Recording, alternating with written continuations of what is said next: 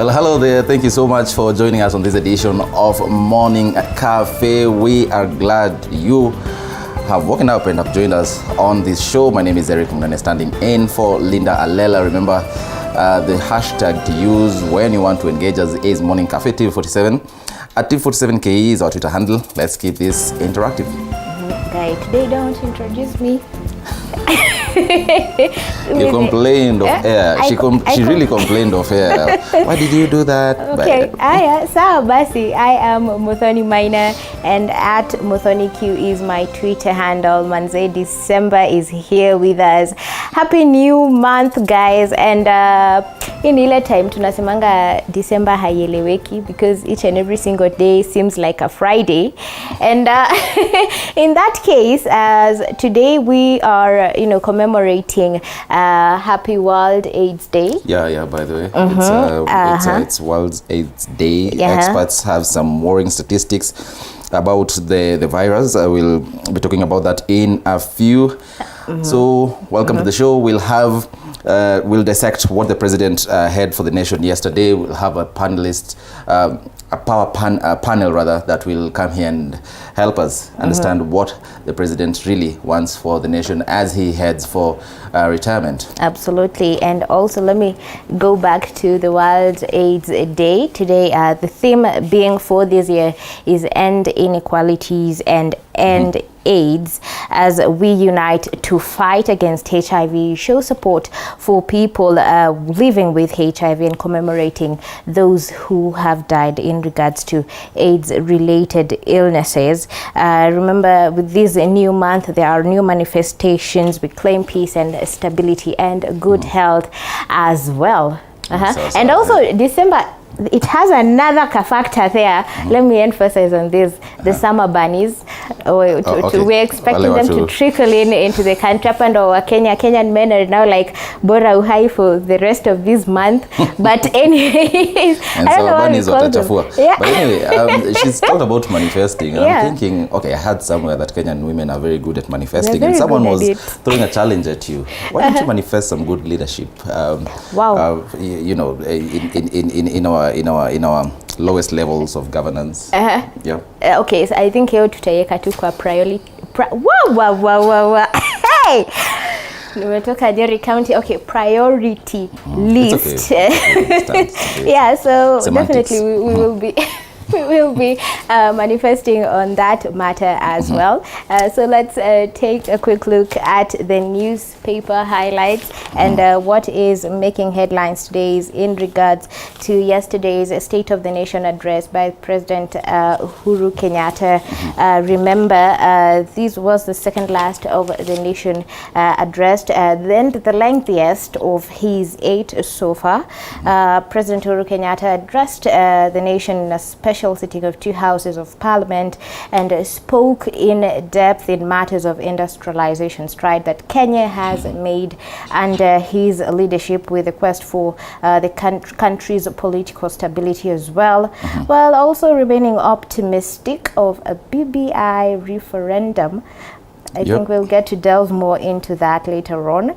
Yeah, he left it hanging there, and a lot of people were confused when he said that, it's not really over. You remember the courts put a halt on the process, the constitutional amendment process, but the president yesterday was not very clear to a lot of people, including myself. He said that, you know what, it's not yet over. This is a constitutional moment, and he just left it there. That strong statement that he made, and he said that which did not happen will happen.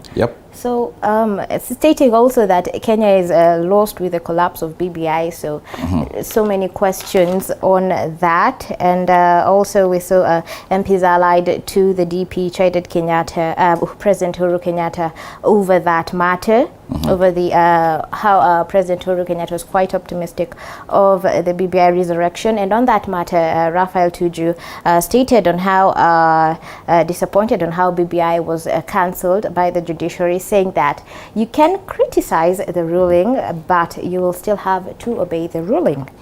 Yeah, and let me just say that I'm sure it's just that yesterday politics didn't really play out, but if the MPs or other leaders who are allied to the DP's camp were given a chance to speak, you know, they would have really talked about the BBI, you know, issue. They were really opposed to the constitutional amendments through what was commonly referred to as reggae. But the president yesterday also said that his administration has done more than all other administrations in the past. He said that an expanded economy, an improved healthcare, expanded road networks, and political stability were some of his legacy achievements since he took over in 2013, saying that his administration has had a lot of major successes, and I'll be joined by panelists who will tell us what they think about that in a few minutes from now. Well, about the health services here, the UHC program that the president also launched says that, according to him, he says that we've made a lot of progress. The number of Kenya Medical Training College campuses, he said, has increased by 154% from 28 campuses in 2013 to 71 this year. Amazing.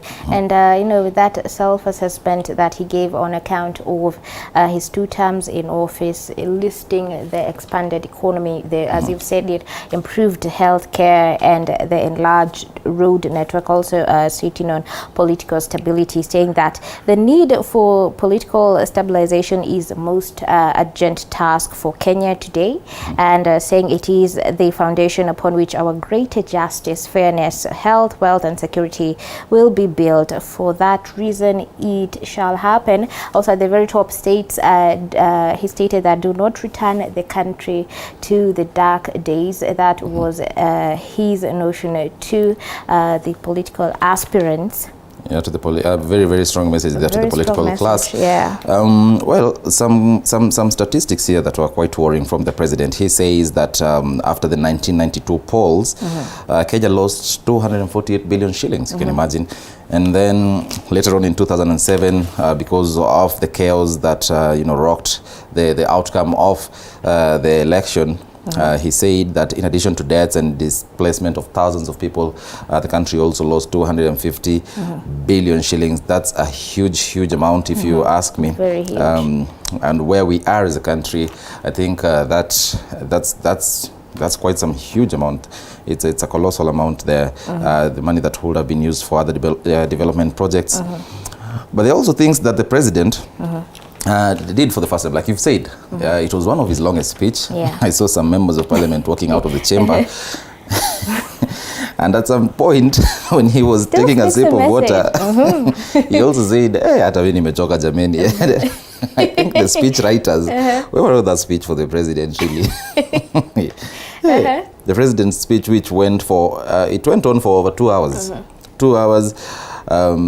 But his critics were impressed by both its content and length. Hapo kwa length, very important. Let's see what some critics said about that. We have The Economist. There, Kwame Owino, he's a well-known economist. He said his issue was about the math. Some math there by the president. Fox, the president, asserted that KMC has a daily revenue turnover of 1 million shillings, and then speaks about that over a year adding up to 3 billion shillings. Iyo mathematics imekata. Please tell me I had it wrong, or I will ask whether this is how the math on SGR was presented to Jubilee. I mean, come on, that was... Some of these critics, I tell you. We also have Professor Edward Kisangiani saying from the president's speech today, you can almost tell who he wants to support as his successor. Will Kenyans play ball? Only time will tell. I wish he could spill the beans, Professor Kisangiani there. But we have a very close ally of the DP, the Elgeyo Marakwet Senator, that is Kipchumba Murkomen, who says that Parliament should pass law to set the maximum time that future presidents will take in the State of the Nation address. Watu walichoka, telling you. Watu walichoka. Also, MP Junet Mohammed says he knows that this country will get into safe hands after him, and that, I believe, will be Baba, former Prime Minister Raila Odinga, and that means the aspirations of Kenyans will be achieved, even though they have not been achieved for now. Yes, a very close ally of ODM leader Raila Odinga there. And then Ndarago MP Jeremiah Kioni also talked about the BBI. He said that the fact that we had already gone through the process, substantially, there are many ways of going back to the process and finishing the bit that was left. I'll ask my panelists what they think about that process. But let's have a look at the issues that the head of state avoided in his address. There were 5 major issues that stood out. One was the war on corruption, the runaway public debt. You remember Kenya's current debt ceiling, which the Treasury also once increased, currently stands at 9 trillion shillings. Skyrocketing. Yes, so there was that, the runaway public debt, the executive's disobedience of court orders, and rising concerns over enforced disappearances. Absolutely. Another controversy that has dogged his administration is the rising public debt, due to the extent that his government has asked Parliament to raise, as you've stated, 9 trillion debt, 9 trillion debt ceiling. Among the challenges his successor will confront is keeping up with the repayment schedules, which is squeezing the revenue collected. Yes. But some good news here. The president says that there will be no more locking of economy. You know, because of the Omicron variant of the coronavirus, concerns have been raised, especially people who are in the, the bottom of the pyramid, in as far as the economy is concerned. People were worried that as we head up to the festivities, the economy might be locked, but the president gave his assurance that the economy will not be locked. He ruled out any further lockdowns to avoid disrupting the economy.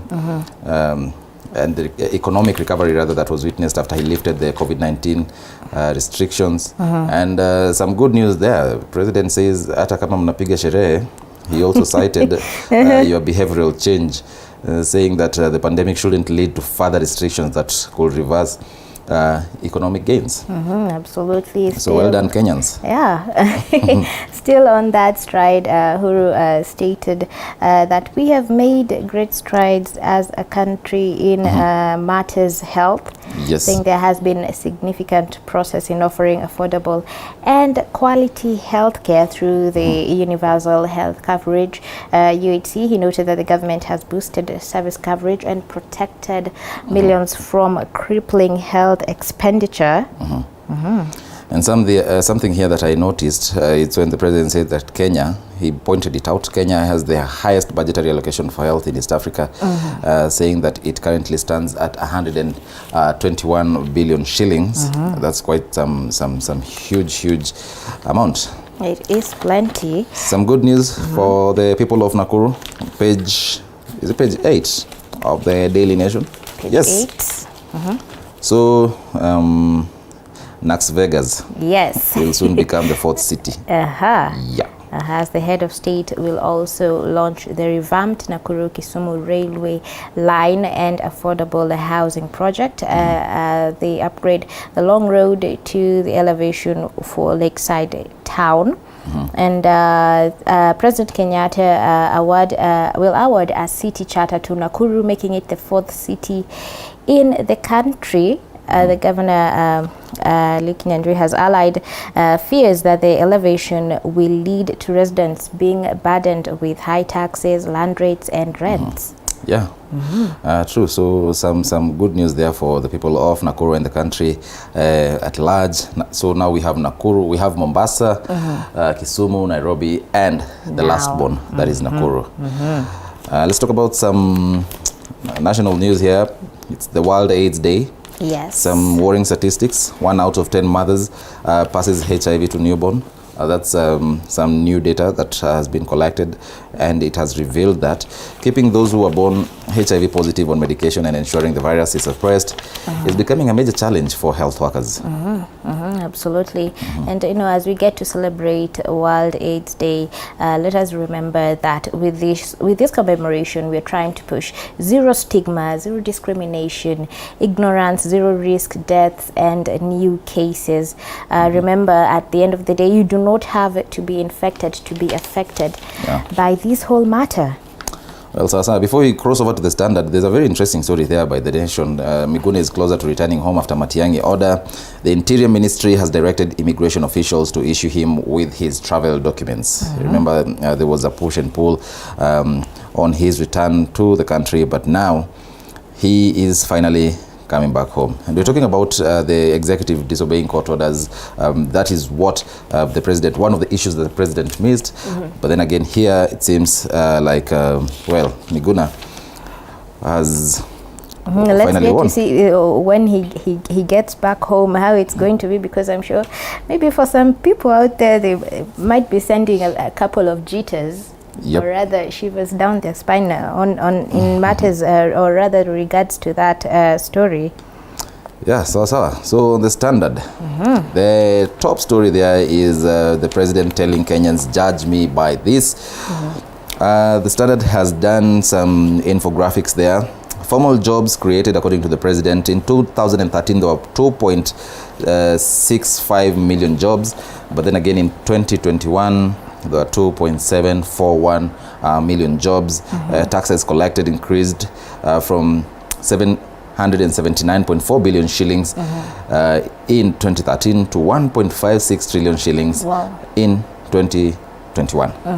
Definitely plenty there on the achievements of his administration so far, with the successes of his tenure in that regard. And as we can see on the very front page, we're seeing how the prices have been throughout the years from 2013 to 2021.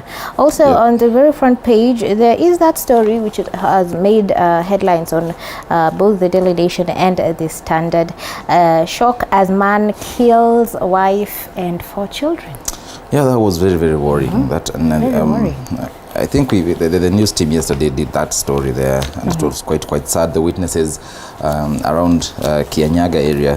They say the suspect, after doing that, the suspect then walked to Kianyaga police station in Kirinyaga County and handed over bang and confessed to the killings. Neighbors say the fellow was just, he was very quiet and liked keeping to himself. I don't know what happened, but then again, right now he's in lawful custody, so I'm sure the police will do thorough investigations that will really tell us what really happened. Yeah, it is really sad on how that matter came to be, as they stated that there was a scuffle that was ensued when his wife found him defiling one of their daughters.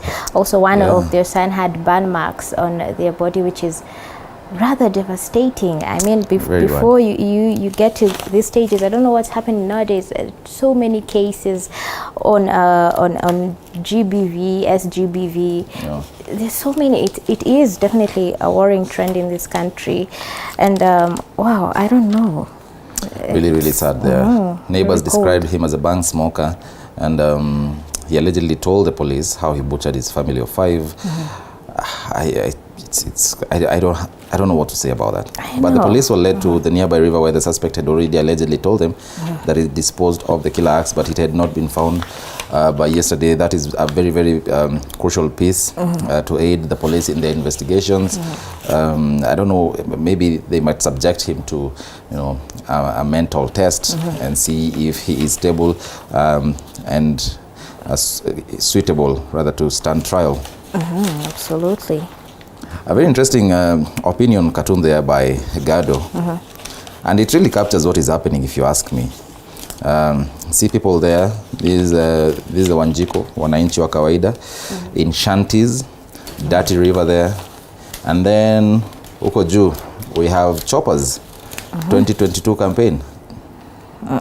That's a picture of what is happening, if you ask me. Because it's a picture that depicts what most of the people in this country are going through. But when it comes to think of it, when it comes to campaigning, these people do get to each and every part of this country, to each and every part of so many counties. But I don't know what happens after all those campaigns, after we get to go through the voting process and they get to win. What happens afterwards? And they have so many promises on when it comes to what they will achieve for the citizens at the end of the day. But once we vote them in, I'm plenty is wondering, not because done on the ground. this I saw a very interesting topic being discussed online by Kenyans, smart Kenyans, who were saying, you know, ballot boxes get to the farthest corners of this country. Those places that people would call God-forsaken places. But when it comes to drought and food aid, that's where the political class draws the line. And when it comes to water projects, water never gets to those people. And for them actually having to see tap water feels like somewhat of a miracle for them. So begs the question for Kenyans at the end of the day, when you're out there voting for just keep in mind that, I don't know, maybe we should have a track record for these people as Kenyans. At the end of the day, get to see this guy did this for us throughout his tenure, throughout the term that he has served. I think we should have that. It will be beneficial so that we can get to know who we are voting in. Tech is out there. Modoni has just given you a startup idea. You know, right? I know information sharing is getting even faster and easier. So I think what you're saying is good. We can set up a portal, and you know, before you go to Wananchi, or when you go to Wananchi, you give them the link to that portal. Tell them, you know what, hata sitaongea sana, fanyeni hivi, just follow that link and see my track record. It's a good startup idea. Yeah, I hope they'll take it into consideration. Thank you for that.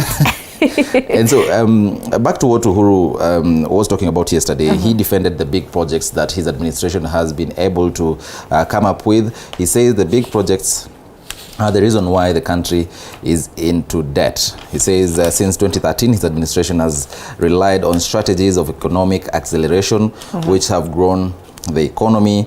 And in just 8 years, Kenya's total output or gross domestic product, according to the president, had doubled. And on matters education, very, very interesting here. He said, we have realized 100% transition to Form 1. So, according to the president, in 2009, that was the first year of free secondary education. That year, Kenya witnessed a 66.9% transition from primary to secondary schools. But according to the president right now, and as early as 2018, he said the administration had increased the transition rate to 85.5%. Very, very important, if you ask me. On teachers' recruitment, he says that his administration, since 2013, has so far recruited an additional 107,208 teachers, comprising of 54,775 primary school teachers and 52,453 secondary school teachers. Some very, very big strides in the education sector, I think, therefore, Mr. President. Yeah, and he also stated that there's another vital achievement in the education reforms, which was securing land tenure of the educational institutions through securing title deeds for schools. Yeah. Let's cross over to the People Daily. So, Uhuru's BBI riddle. Like I said, a lot of people are confused. Kenyans were left guessing after President said that which did not happen will happen. Was going to happen. And that is in regard to constitutional changes envisaged in the stalled handshake project that was stopped by the courts. Very, very interesting there. The story is on page 3. Uhuru signals BBI project far from finished, and he has hinted at revisiting stalled report to recoup the benefits of the country stood to gain from it. The story there by Hilary Mageka. It's very, very interesting. The president's time, if you ask me, is running out. It is. He still has a lot in his in-tray, the Big Four agenda. That's a project. Those are projects rather that he's very, very passionate about. So when he says that, you know what, we are not yet done with this BBI thing, it remains to be seen how he's going to handle that before August 2022. But he is a Kenyan. I'm sure he'll still be around. Even in retirement, he might, lead the, push to have the constitutional amendments. He will be, after he goes for retirement, rather, he still can be consulted as the former head of state. So, yeah, let's wait and see how that will happen. Even though he hinted at revisiting the stalled just zoom in a little bit at revisiting the stalled report to recoup benefits the country stood to gain from it. I think at some point our leaders should also revisit some of the stalled projects that have been there in the country. Remember, there has been funding for those projects, but at the end of the day, those projects have not been completed up till now. Kenyans are still complaining on a daily basis. We get to see the protests, or rather the demonstrations that people have to do so that they can get to reach out to the media for their story to be channeled due to some of these stalled projects. So I hope that even as he said that he will revisit that, I hope that some of the leaders have taken on that challenge and that they will get to revisit some of those stalled projects at the end of the day, so that these funds do not go to some pockets that won't benefit the common mwananchi. Okay, so that's a very, very interesting challenge there by Muthoni Maina. So it's not just BBI that should be revisited, also development projects. Yeah. It's true, if you ask me. So as we wind up on the newspaper review, a very interesting story here by People Daily. Chebukati under fire for quitting elections forum. This is after the DP's camp complained that, you know what, Chebukati and the CJ, that is Martha Koome, cannot be in an agency that will oversee a seamless process, and yet Chebukati, first of all, is the referee in the coming elections, and then the CJ, in case of an election dispute, he's supposed to be seen as a neutral arbiter, the person who is going to deliver justice to the side that will feel aggrieved. So Chebukati, I think he gave into pressure from the United Democratic Alliance, and now, a lot of people have been complaining now. I think ODM leader Raila Odinga's MPs or leaders allied to him are now into a back and forth, if you ask me, a push and pull rather, between them and the Deputy President's camp. Well, they are trading accusations here and there, Let's just hope that they'll get to resolve that, and we'll see how that pans out. So, what's in the news? All right, now it's a wrap. It's a wrap for the newspaper highlights. Now let's get into the news segment, starting off a suit seeking to compel DCI boss George Kinoti to arrest and charge businessman Jimmy Wanjigi over alleged illegal possession of stealthy weapons has been filed in court. The case, filed under the certificate of urgency by city lawyer Dunstan Omari, seeks to compel the DCI to move with speed and recover the cachet from Wanjigi, who has locked horns with the country's spy master. He is also requesting the Firearms Licensing Board to summon Wanjigi for interrogation. A fugitive, as a criminal, as a person is supposed to serve jail. 2, we are also seeing George Kinoti recovering the terrorists to escape within 3 days. Yet, we are being told George Kinoti should go and sleep in the same condemned cell with the people he recovered. Is it fair? Is it the rule of law? So my position as a lawyer is that the orders that are given are not practical, they cannot be implemented, and the Court of Appeal will stay those orders. Squarely on a number of guns, 7 to be specific, that were not mentioned or were not subject of controversy before Justice Mrima and Chachamuita when he first delivered the ruling in 2019. Now, when matters are mentioned on the Firearms Licensing Board, to move with speed. Moving on, President Kenyatta is set to confer Nakuru County with a city status during his tour today. Locals are hopeful the move will improve the business environment, as Chichi Josephine now reports from Nakuru. Nakuru is set to be the Kenya's 4th city on Wednesday, when President Uhuru Kenyatta will award a charter to the town ahead of its inauguration. We are here to celebrate with the people of Nakuru and all that have been part of this long journey that is finally culminating in the award of the charter by the President tomorrow. The move comes after senators by a majority vote supported a report by the House Committee on Devolution and Intergovernmental Relations that recommended that Nakuru municipality be conferred with a city status. Nakuru joins Mombasa, Kisumu and the country's capital Nairobi in the city status. Locals, however, feel that the cost of living in the new city is likely to rise. Everything comes with responsibility. So Nakuru being a city, it's a good idea, but we expect a number of things to be improved because we will no longer be under a municipality. Being a city means you have to improve in every sector. Kama rent itapanda, tena watu wa chini tena wataumia. Though the business in the city is expected to improve, locals who are in business have also expressed fears that the taxes are likely to go up. Sisi pande yetu tuna swali moja tunajiuliza. Upande wa taxation itakuwa namna gani? Juu tunaangalia tunaona income pande yetu itakuwa ni ile. Na obvious tunajua taxation itakuwa juu. Hapo pande hiyo itakuwa namna gani? Nakuru ikiwekwa city tumefurahia, lakini shida ni tutasumbuliwa sisi wa biashara ndogo. Kwa sababu hapo ndipo tunapata riziki yetu, tunalea nao watoto na tunalipa nyumba zetu. The Moses Kajwang-led committee approved the application to have Nakuru municipality elevated to a city before tabling its report before the House.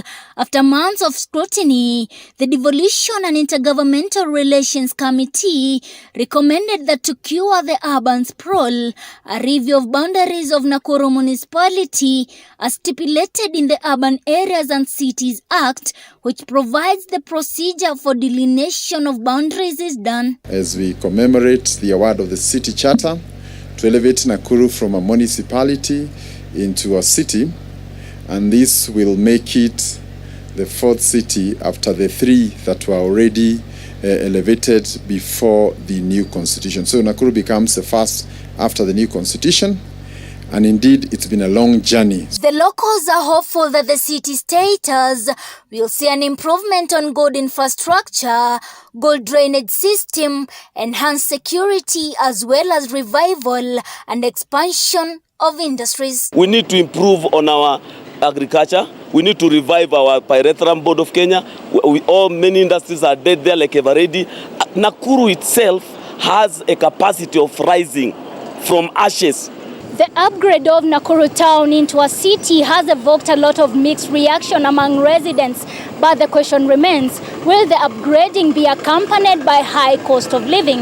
Reporting for TV47 from Nakuru County, my name is Chichi Josephine. Thank you, Chichi, for that report.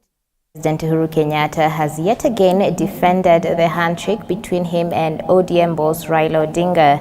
The president was welcomed turned rival by opposition chiefs Raila Odinga of ODM, ANC's Musalia Mudavadi and Kalonzo Musyoka of Wiper. Joash Ansare with the details. Minutes to 3 p.m. Tuesday, President Uhuru Kenyatta arrived at the Parliament buildings. Among those who were waiting for him was Deputy President William Ruto. And two would walk side by side towards the Parliament buildings. The two haven't been seeing each other eye to eye in the recent past. Before the arrival of the head of state, opposition leaders were already in Parliament for the much-awaited State of the Nation address. The president yet again defending his handshake with ODM boss Raila Odinga, a handshake that Ruto's allies believe is the cause of the discord between the once buddies Ruto. Let me conclude my address by speaking about the fourth frame that has guided my administration, and I call it political stabilization, which is the doctrine that guided me to a path of a handshake with the Right Honorable Raila Amolo Odinga. Undoubtedly, as I have tried to explain, my administration has secured an impressive economic acceleration, including the doubling of our GDP from 4.74 trillion to 11 trillion shillings. The head of state insisting that the famous handshake has ensured political stabilization, which is the doctrine that he says guided him to path of a handshake Odinga. Kenyatta in his speech says in 1992, the election cost the country 248 billion shillings in lost economic growth. In the same election, Kenyatta says Kenya's foreign direct investments fell by 2/3 from 1.8 billion shillings to 600 million shillings. The election cost us Kenya shillings 248 billion in lost economic growth. Lives were lost and populations displaced. And during this election, Kenya's foreign direct investment at the time fell by 2/3 from Kenya shillings 1.8 billion to Kenya shillings 600 million. In 2007, the election eroded the equivalent of Kenya shillings 250 billion in lost economic growth in a matter of days. Lives were lost and populations displaced, just as had been the case to a far lesser extent in 1997. Opposition chiefs Kalonzo Musyoka, Musalia Mudavadi were also at the parliament buildings. Joash Onsare, TV47, Nairobi. Moving on, President Uhuru Kenyatta has described his 8-year reign as a success, signaling out key milestones in education, security, infrastructure, devolution, and electricity since assuming office.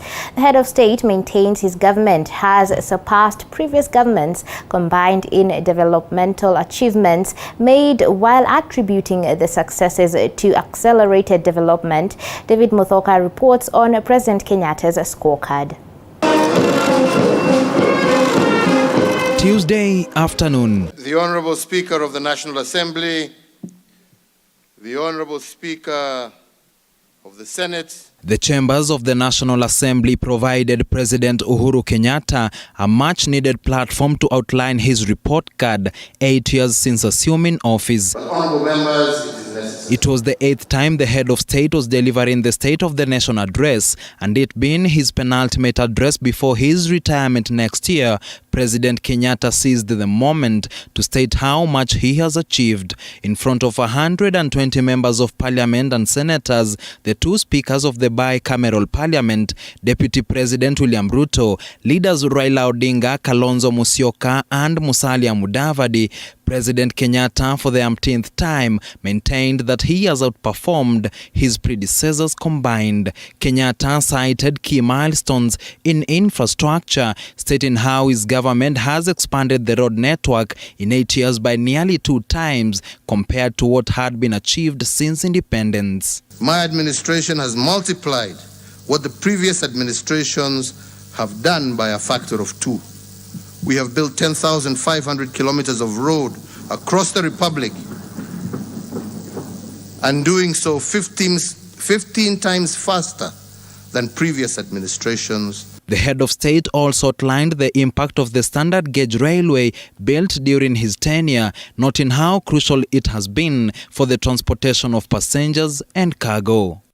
With Madaraka Express having served over 6,495,000 passengers, while our cargo gets to the stores of our enterprises efficiently and on time, with a record of 17.6 million tons of cargo transported from the 1st of January 2018 to yesterday, the 29th of November 2021. This, as the president stated, more achievements in power generation, devolution, security, health, and education. The policy choices of my administration have been about contracting our development timelines through aggressive implementation of projects.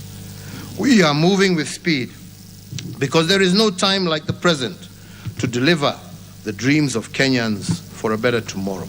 And in the wake of the Kenya-Somalia maritime border dispute, President Kenyatta fired back, insisting that his administration will not give in to pressure from its northeastern neighbors. Mr. Speaker, honorable members, as I have said before, not an inch more and not an inch less. And with the verdict on the president's scorecard still out, his address elicited a myriad of reactions from leaders present in Parliament on Tuesday afternoon. In 8 years, he has achieved much more than what was achieved in 123 years. So in terms of letting him, he's performed very well. As to whether we have finished our problems, we are far from it. He didn't satisfy the expectations of people, and more particularly when he said that the economy has grown by 10% GDP. All in all, I expected the president to tell us our debt levels as a country. We needed to tell us our debt levels. He needed to tell us about the Pandora box leaks. He needed to tell us about the KEMSA heist. You know, this is like his last State of the Nation address.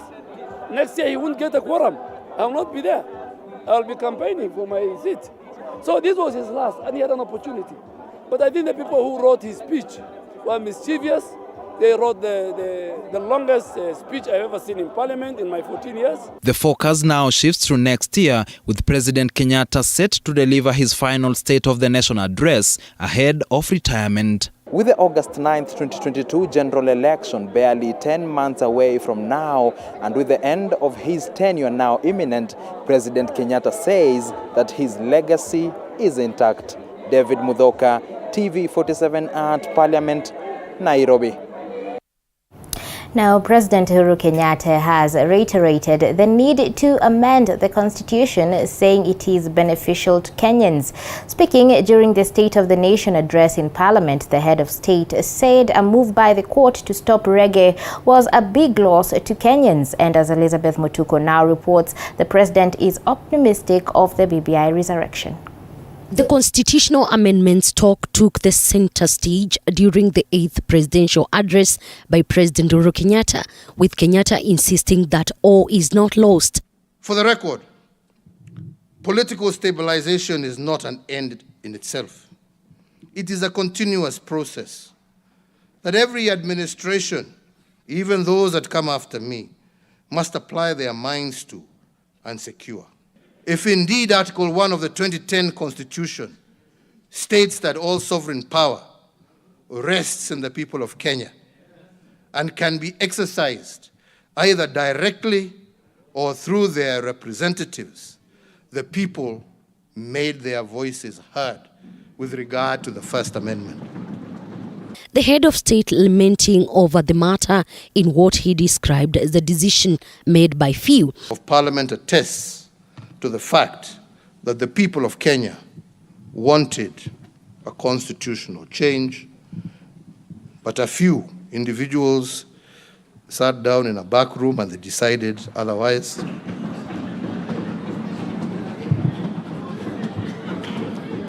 Honorable members, we cannot behave like the proverbial ostrich and bury our heads in the sand. A constitutional movement does not resolve itself simply by being ignored. The BBI has been a source of growing controversy since its launch. Parliament seemingly divided over the matter, with Deputy President William Ruto's allies taking a swipe on Kenyatta's lamentation over the BBI. Cannot use the floor of Parliament to attack the judiciary and to attack judges who are sitting at the Speaker's gallery. Judge Musinga was there. So I think the President, in my opinion, did not comply with Article 132 of the Constitution, because it's very, very clear. I think the president needs to come to the realization that the will of the Kenyan people overrides his own will. He is one singular person, as opposed to the close to 45 or 50 million Kenyans who are more interested in things that affect their lives directly. And the Kenyan people appreciated, just like many people have said, that BBI was about the political leadership. And the president must come to that realization. BBI process that the whole thing was cancelled by the judiciary, but we have to respect the judiciary, and we have to respect the process. That is a path of democracy that we chose as a country, and we have to respect our institutions. You can disagree, but that does, but you still have to respect. So that's the principle behind it.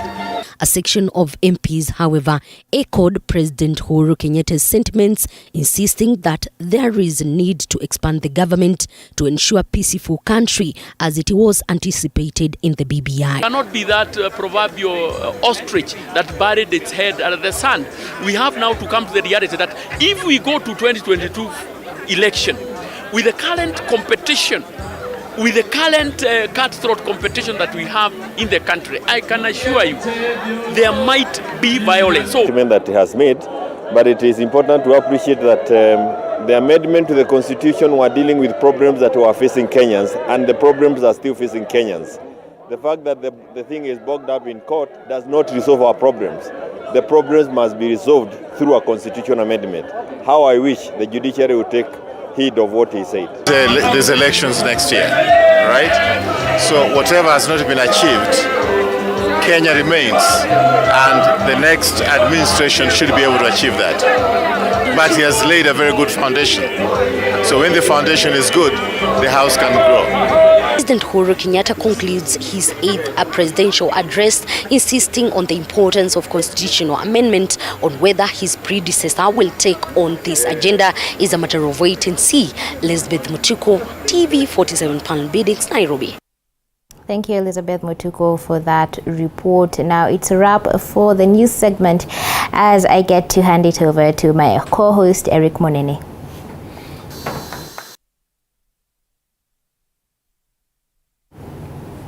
Well, thank you very much, Mudhoni, for that. Quite interesting views there by members of parliament after the president's State of the Nation address. That was his second last.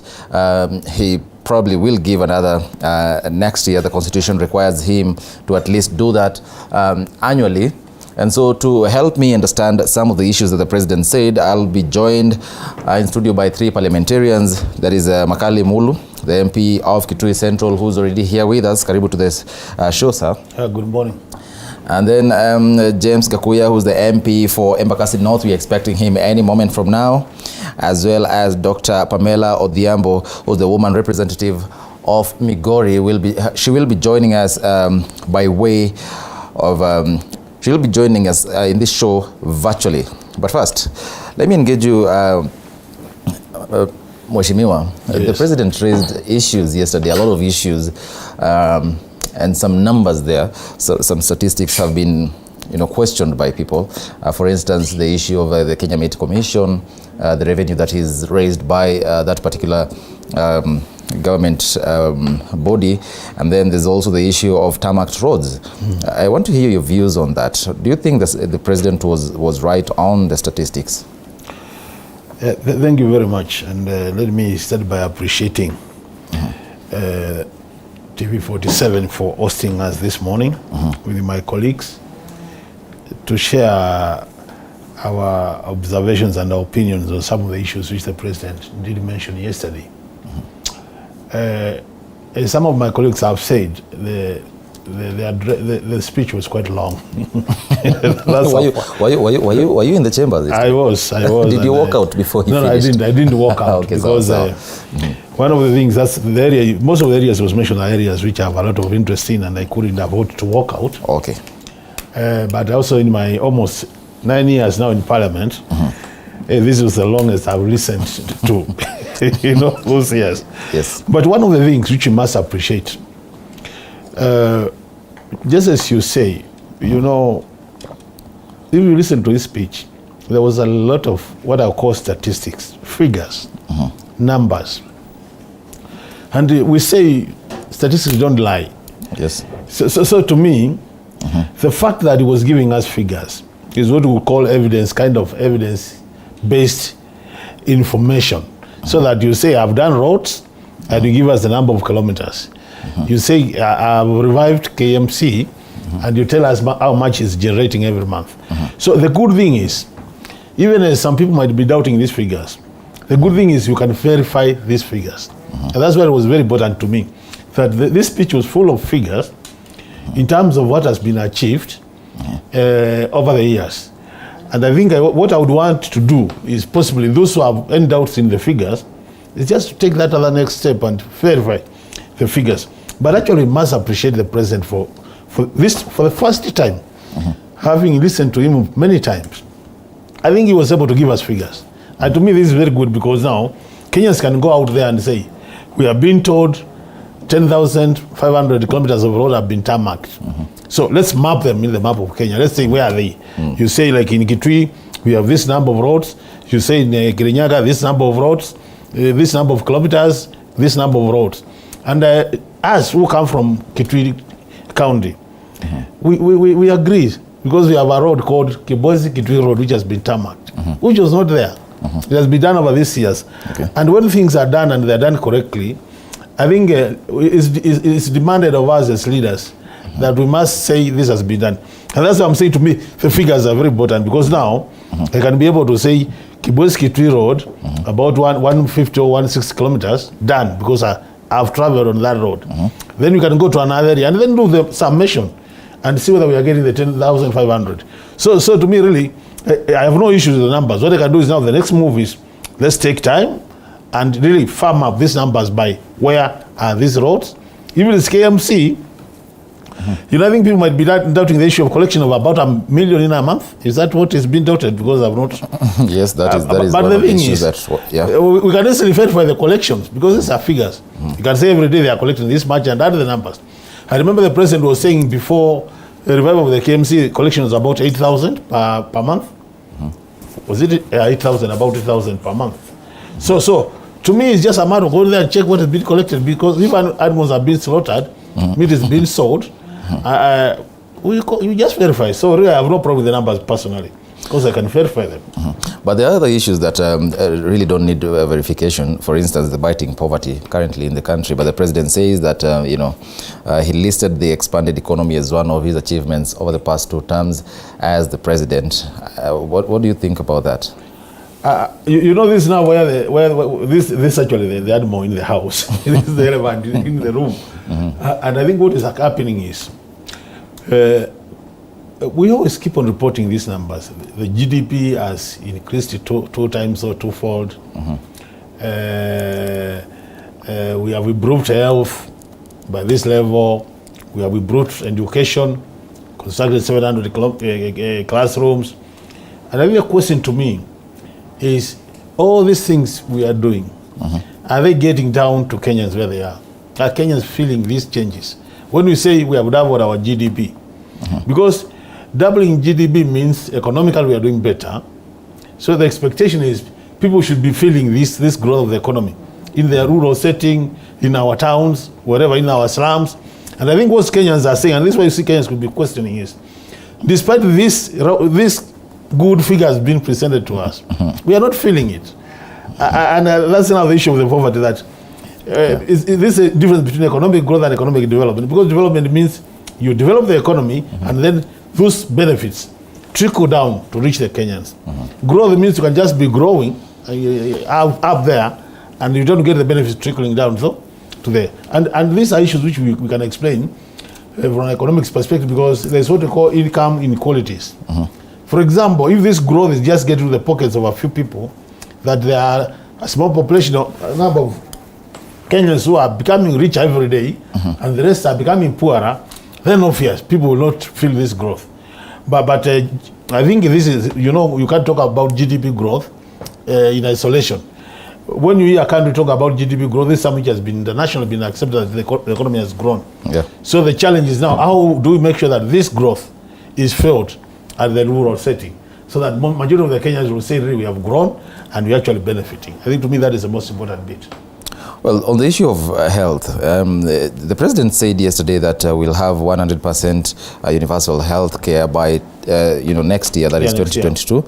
And he said that the objective of his administration is to end this by providing 100% universal health care coverage. That is in regards to restoration of dignity and offering affordable health care. You are the MP of Kitui Central. You can tell us what the situation is like on the ground now from you as the MP there. You can tell us. What I would say is this: health has been devolved since 2010 because of our new constitution, and that means most of the low-level health facilities are actually under the county government, And then we have the national government taking care of the referral hospitals, which are not many. But I think what the president is saying is that by next year, we should be in a situation where Kenyans can access health care within minimal cost, if there will be any cost at all. Asking about Kitui County as a regional, or Kitui Central, where I come from, the truth of the matter is there's a general complaint about lack of drugs in our health facilities. And I think this is not unique to Gotv Central, it's unique to most of, it's just a common problem in most of areas. And what you find is that the county governments have a number of facilities which they are supposed to be under their care. But what has happened is people complaining would go to a facility, you find there's a doctor who prescribes some drug for you, but you have to go out there and buy the drug. You go to a hospital, you have a doctor who says, take this x-ray, you have to go to a private hospital to take that x-ray. So you find what we call the public hospitals, which are supposed to be taking care of the most needy groups of our community, are not really fully stocked to take care of that. And I think that's why you see there's a lot of complaint that even though we are talking about improved health, generally people down there are not really getting that to their level. And as I said earlier, I think the challenge would be to make sure that even as you talk about improved health care in the country, then Kenyans, and most of Kenyans who have no insurance cover, because you and me might be having an insurance cover, which means we really don't feel the cost of medical care. I think what the president is saying by next year, and you could see challenge Parliament that we have a bill in Parliament which is supposed to provide the legal framework for this health care. So I think really, as Parliament, we need to fast track that bill. But even after fast tracking the bill, it is important that this country gets to a level where every Kenyan can access medical care without really strangling, or without saying, I can't go to hospital because I can't afford drugs, or being told you have the prescription, buy drugs from a private chemist. Yes, I think also the bone of contention by many stakeholders in that in the health sector is about, like you're saying, health is fully devolved, but then again we have billions here in Nairobi that should trickle down there, and I think that is what some of the people have been raising. You've talked about the issue of governance. What really should be done so that we see now this has happened, because these are devolved function. You know, generally, and this is not unique to health, it is also the same as agriculture. What has happened is that if you look at the constitution, it's very clear that if you devolve functions, then the budgets associated with those functions must also be released to the counties. So one of the challenges we have been having, and the question we've been asking ourselves is, have we really released all the resources for devolved functions? And I think that's a question which keeps coming up and every day as we do our budgets.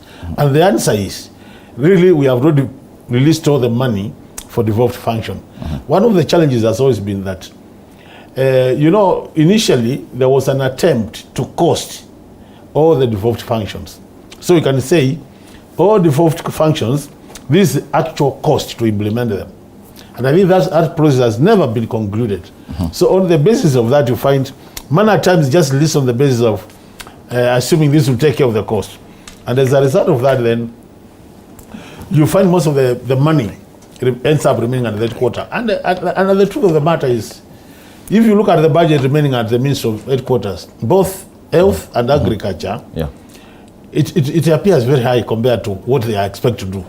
Because at the headquarter level, it's more of policy and providing strategic direction in terms of what needs to be done. And I don't think, looking at the billions which are remaining there, I don't think really issue policy and provision of strategic direction would cost that much. So I think we really need to challenge ourselves as Kenyans, and more so the executive, that they need to release all the resources which should be going to the counties for purposes of all the devolved functions. If we do that, then we'll be strengthening our devolution. And Kenyans have said, open out there, it's not a secret, that the best which has happened with our new constitution is actually devolution, which means they appreciate devolution. So we need to go that extra mile to make sure that we fund devolution to the extent expected. Yes.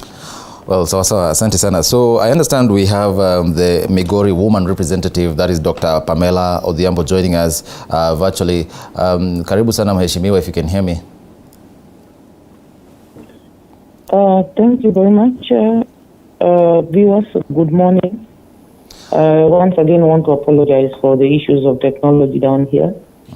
But I can hear you, and I hope somebody is able to hear me.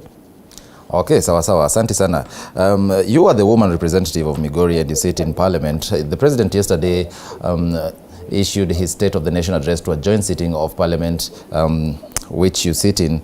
What issue really do you think the President talked about, and you thought, you know what, yes, this one you have achieved, Mr. President, but on this other hand, on this one, you've really not, done all that you are supposed to have done?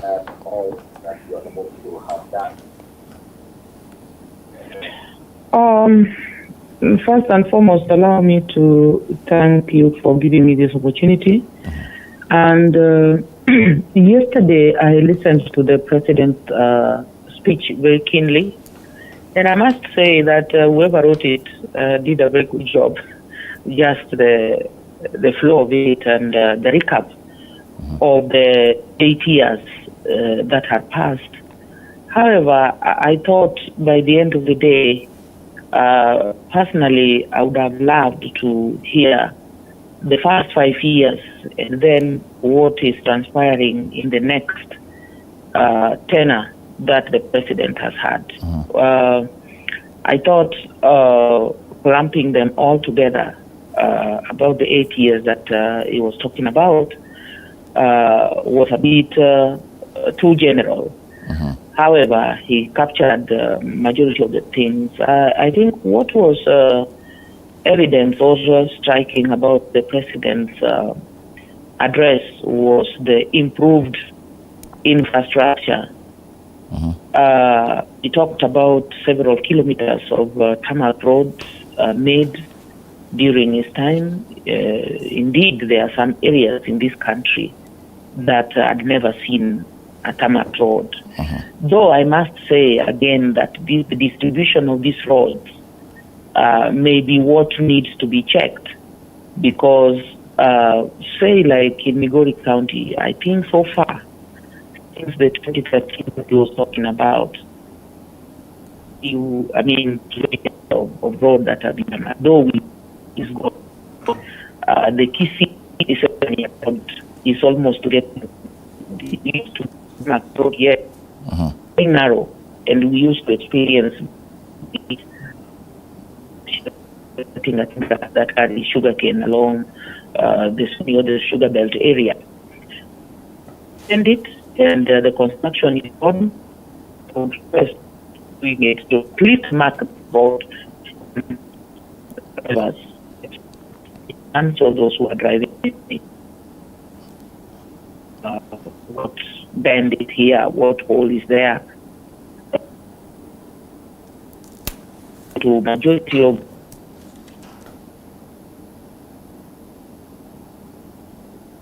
part of the constructor, so user and what to do at the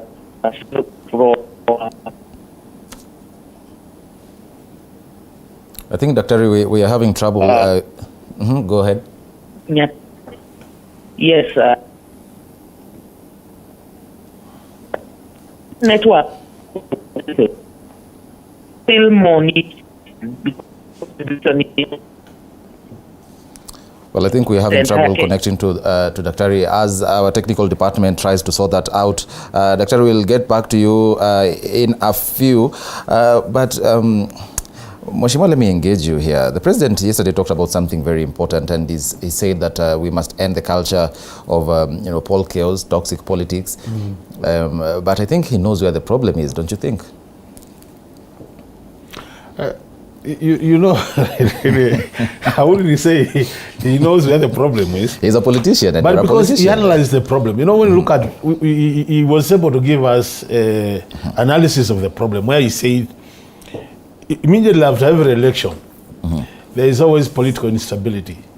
And that has costed the country quite a lot. And to me, that's why I was saying, yesterday's speech, unlike the others in the past, was full of figures, which every Kenyan was able to see the magnitude of the problem. For example, he did say 20 2007, he said about 250 million. No, billion. 2013, he said about 250 billion, yes. Then 2017, a trillion. So what we are saying is, after every election, we are having problems. Yes. And Kenyans must go to the streets to start fighting. I've had some people say the problem is failure to accept results. But at the same time, if you remember what happened, immediately after the 2017 problems, this team, the task force which was formed to go out there and ask Kenyans, what is the problem? What is ailing the nation? Were able to come up with a 9-point kind of agenda in terms of what needs to be done to sort out some of these issues.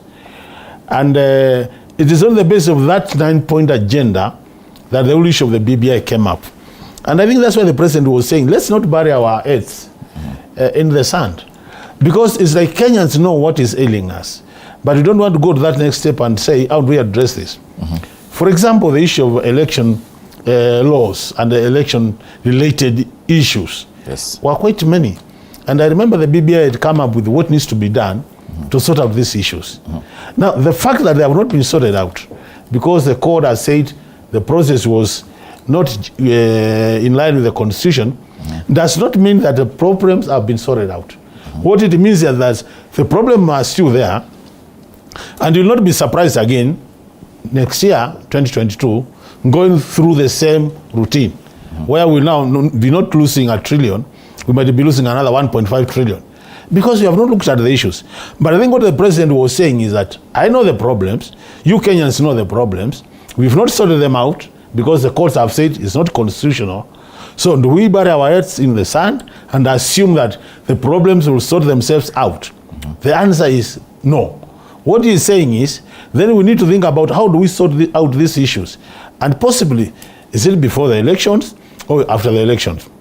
After the election, it means whoever will come in, because automatically somebody will be coming in, then ask to sit down and think through the process. Do we need to reactivate the BBI process again?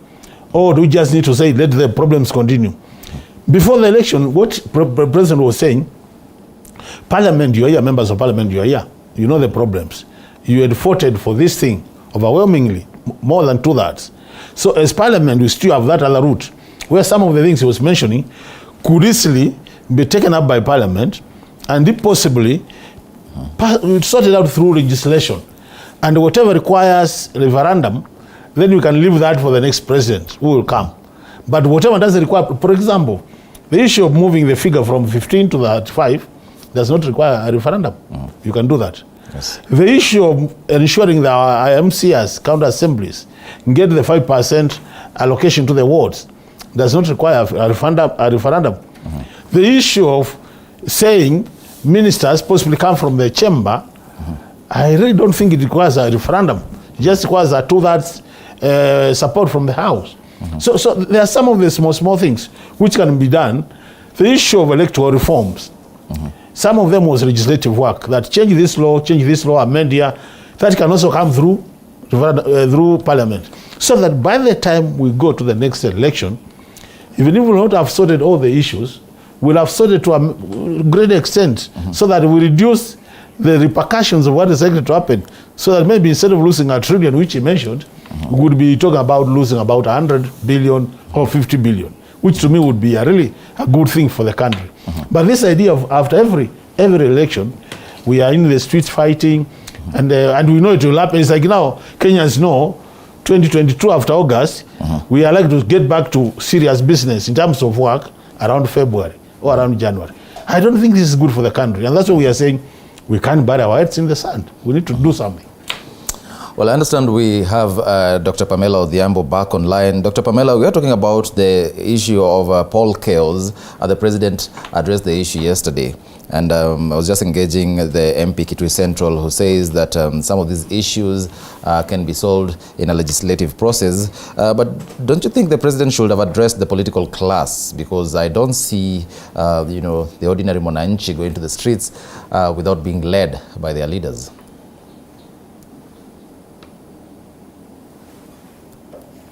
Dr. Pamela, if you can hear me.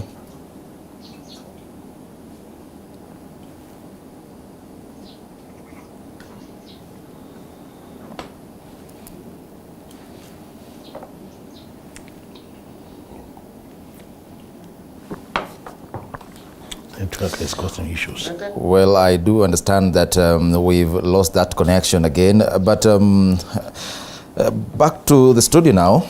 Mheshimiwa, the president also left Kenyans, guessing. He kept Kenyans guessing. You've talked about the BBI, and he said whatever did not happen in regards to the BBI will happen.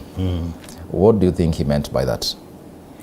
To me, what he meant basically is that this might not have happened during his tenure, but the issues which are being addressed through BBI are issues which are fundamental in this country.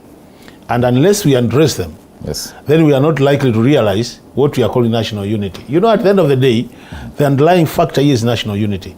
That for Kenya to remain a united country, there are things we must address as people who live in this country. So the president was saying, I might not have achieved this during my tenure, but I want to assure you Kenyans that either through parliamentary process or through the next president who will come, these issues remain still contentious issues in this country.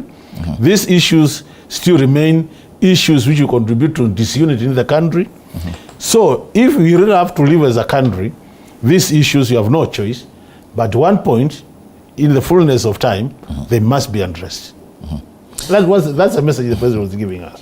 And I had thrown that question to Dr. Pamela Odhiambo. It's quite unfortunate that we lost her connection, but the BBI, if I remember quite well, it was really addressing the issue of, winner take it all. And especially the top seat, that is in the presidential race. It was hoping to, clear the mess there. But then again, if you ask me, and I want to ask you this, don't you think the president should have been addressing the political class? Because we have people fighting even at the ward level. Yeah. What is happening is this. If you look at the political class, the reason why I will be in a position to pull people to the streets is because they believe in me. And it means I'll have a critical mass. Otherwise, there are people who would lose election, and even when they complain, nobody cares. You just complain on your own, you go to court on your own, nobody even cares. But what is happening is, our elections, in terms of competitiveness of our elections, are to a level whereby the difference is what I call the margins between the winner and the second run-up or the first run-up is so minimal to an extent that it's like we divided the country into two. So the person who has lost, despite the fact that they have lost, they still have a critical following in this country to a level that you can't ignore them. And what makes it worse is even where now there's a feeling like there has been some electoral malpractices, that this thing has not been fair. So when he goes out there and says, I've lost unfairly, then this many people who believe in him will come to the streets. And that's why you see, unless we have a clear win, and that's why what the president was saying in 2002, you had to concede defeat. Because the margins we are talking about were so huge that even if he complained, nobody would believe his wheat would have been stolen. But look at what has been happening between Raila Odinga and the president for the last 2 terms. They have been competing. The margins are just less than 1 million in terms of votes. And Raila could easily say, Nimeonewa, you walk to the streets. And because everybody wants to take this power, the reason why we fight for this power, and I've said in this station, I've said this many times, is because people want to get those instruments of power so that now you can implement your manifesto. So the fact that you are being denied that chance by just some small margin, and you're even suspecting this margin could have been a creation of a human error, not the reality. Yeah. Then obviously you have. So for me, I think really let's address these electoral issues so that we get our country intact and we move together as a country. So I understand we have Dr. Pamela back online. Dr. I'm going to engage you one more time. I hope this time it works. The issue of poll chaos, the president talked about it yesterday. In your opinion, what should be done? The issue of what? Election chaos. Chaos. I think all needs to be done is a lot. That's has something to do with the electoral process, faith in that process. One, I think to some extent, even now, when we are saying that we have increased the accessibility through road networks and things like that, the practice in Kenya has been such that the process is never smooth everywhere in the country. For example, you find that there would be polling stations where people would start voting almost as early as the wee hours of the night, like even a little past midnight of course, when the election is meant to start, the process is meant to start. But there are others that people will be waiting until 5:30 in the evening. Allegedly, the ballot boxes are not arriving. And you see such kind of things start building up anxiety, and it starts making the voter feel like they are being neglected.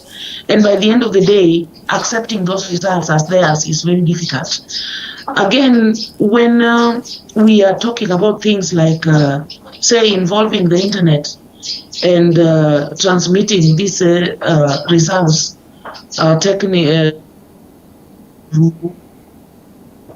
stream of online processes, and then some other parts of our country are struggling the way I'm struggling now to get connected to you.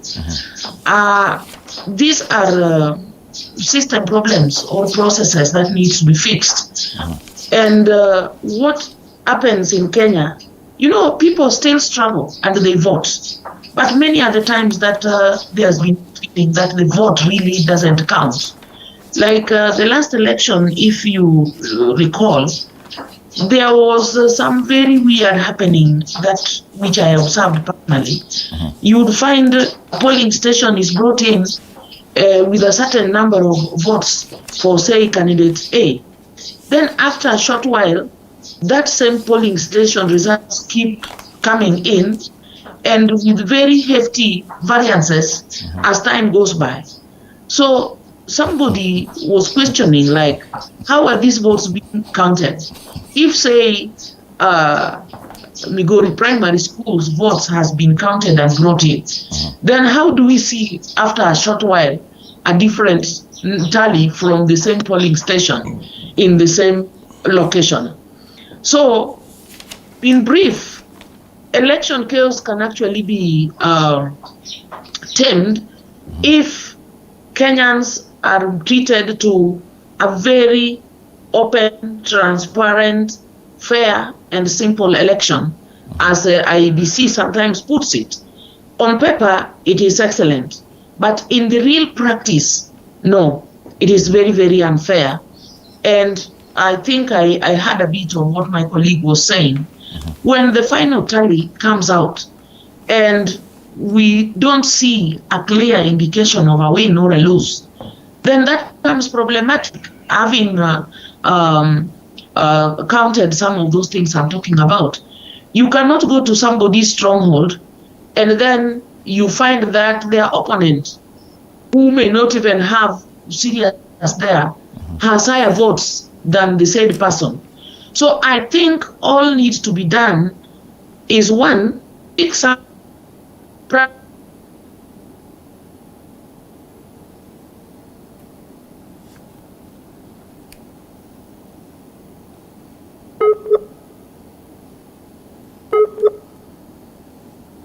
say Migori County found in Kitui. Those are malpractices that anger the electorate even before anybody comes up to say, I have lost unfairly. or have won fairly. There are those kind of things that Kenyans need to forget. So like in 2022, I don't know what the calendar may say, but I would suggest that these election dates maybe be put in a time when it is dry almost all over the country, so that the question of we were not able to reach there because of the floods, bad weather, rain, and all the things that we have always given as excuse should be eliminated. I think we still have an opportunity as a nation to work around this, and the IBC still has a very uphill task to prove Kenyans that they can hold a free and fair election and get the Kenyan back to have faith in the process, beginning from the acquisitions and even the preparations. Like right now, there is already something that looks like a stalemate for no real apparent reason, because I believe consultations and consensus building and just agreeing that yes, we are well prepared for this election is not a reason to pull out the kind of legal terminologies that I saw in one of the letters that IBC wrote recently, pulling out of this consultative forum. You know, some things if you are ready, yes, you are ready. Prove to the nation that you are ready, regardless of whoever is asking about it. Okay, so Dr. Yeah, so we can terminate, we can solve the problem, but sometimes there is lack of genuine goodwill from the players. Okay, so Dr. I don't know if you attended the State of the Nation address yesterday.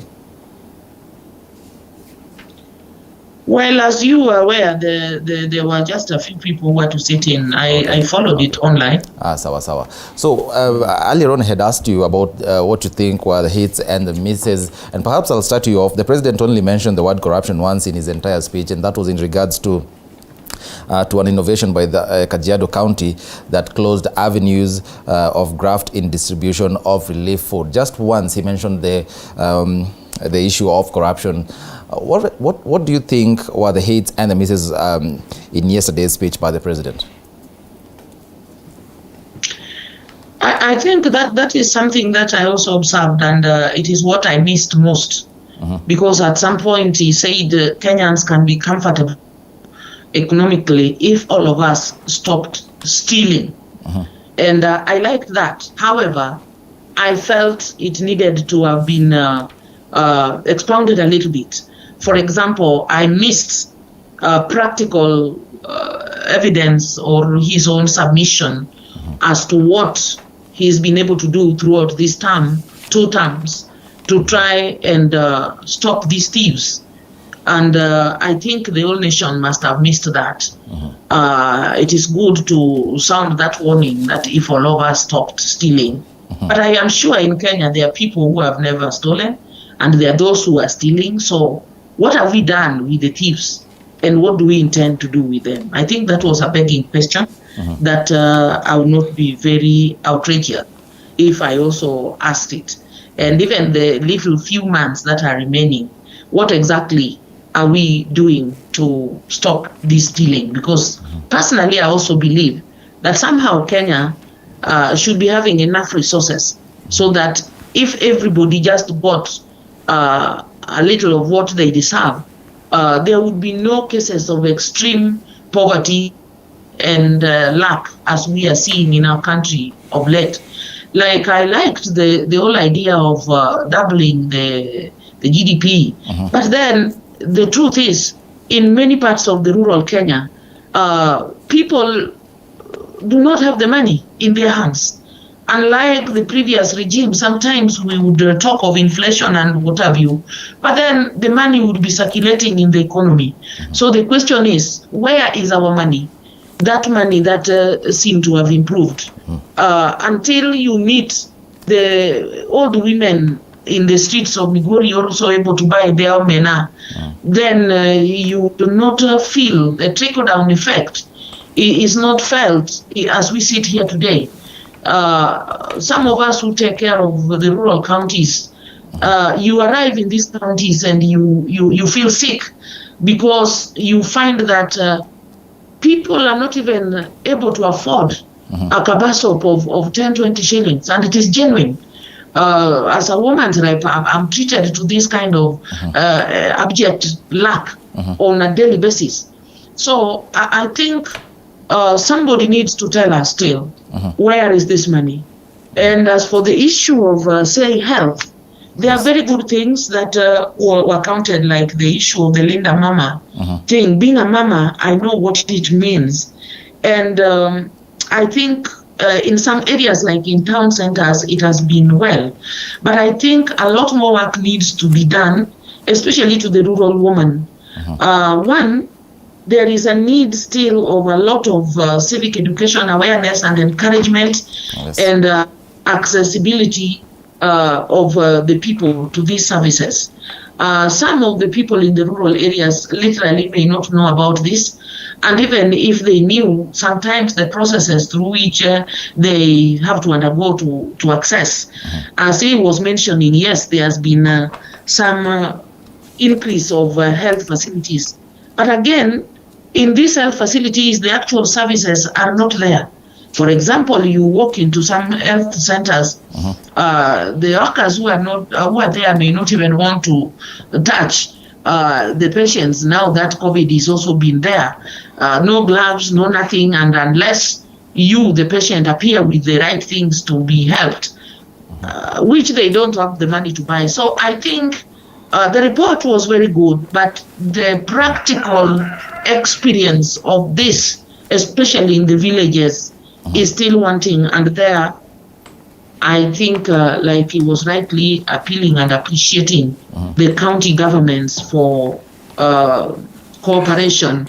A lot more still needs to be done so that we feel these things equally across the country. The fact that the women in the slums in Nairobi can access these facilities, again, is good. But what about that village woman in, say, the remote parts of Marsabit or Migori County or other? The flanks of Kenya are not feeling what we are describing. And I think that is a major concern almost in every area. Like the few projects that they still have. He mentioned about 3 major projects that he wants to initiate, especially targeting the healthcare of the military. If you look at even their distribution, the truth is some of those areas we are mentioning already has some facility. What about the other areas which has none? In terms of even education, you know, in some of our schools, you still find very, very wanting situations. And so, in a nutshell, I'm saying that the proposed or the reported improvements are good, but then is not equally distributed as yet in this entire country. And I think that is an area that is raising concern. I know that funds, for example, in education have been devolved to various tables, but the question is, are they all working according to what is prescribed? Why do we still have so many of our children at home? Lack of school fees is evident in all our schools, and sometimes it is unfortunate. The government says no child should stay at home because of lack of school fees, but children are sent home on everyday basis, and these are discrepancies that I think is derailing otherwise our good report that we got from the president. So there are areas that I think if I were the president, I would want to still synchronize all these things and make all Kenyans feel what we are reporting. Thank you, Daktari. There we have to now take a very, very short break. I will be back. We're discussing the president's speech yesterday during his State of the Nation address that he gave to a joint sitting of Parliament. We'll be talking about what was missing from his speech, the issues that Kenyans feel were important, but somehow feel that they were not addressed by the president. Time now for a very short break. We'll be right back.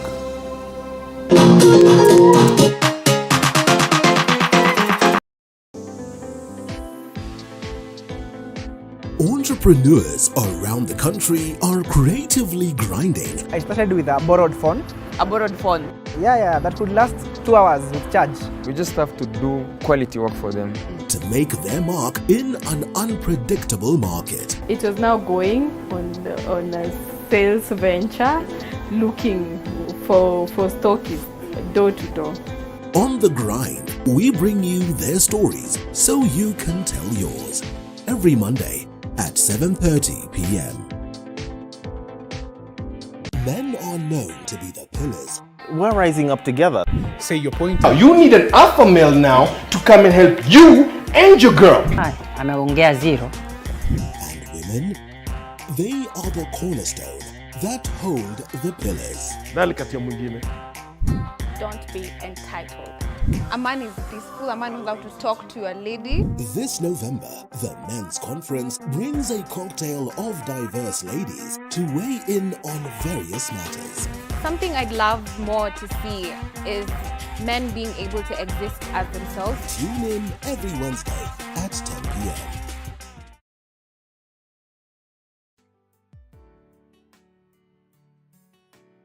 Hello guys, and welcome to Night In with Joy Irungu. Joy Irungu. Joy Irungu. Heartbreak, pain, and tears have been a major part of Night In Season 1. We thank you for being with us on this journey, and for this upcoming season, we will bring you more empowering stories that not everyone is talking about. This is the only show where we keep it authentic. We share our lifetime experiences, and you know what? Tell every person that you can turn your pain into power. Join Joy Irungu on Night In as we take the brave step of sharing.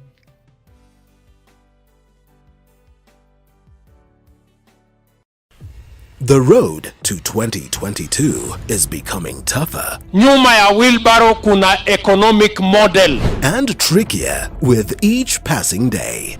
Niliwaambia washushe chini bei ya mafuta. Political aspirants in a dilemma whether to change allegiance or not. How has Raila and the handshake made Jubilee lose focus? You've seen Raila Odinga flying military choppers. Our people have never been called to Uhuru Park to unite.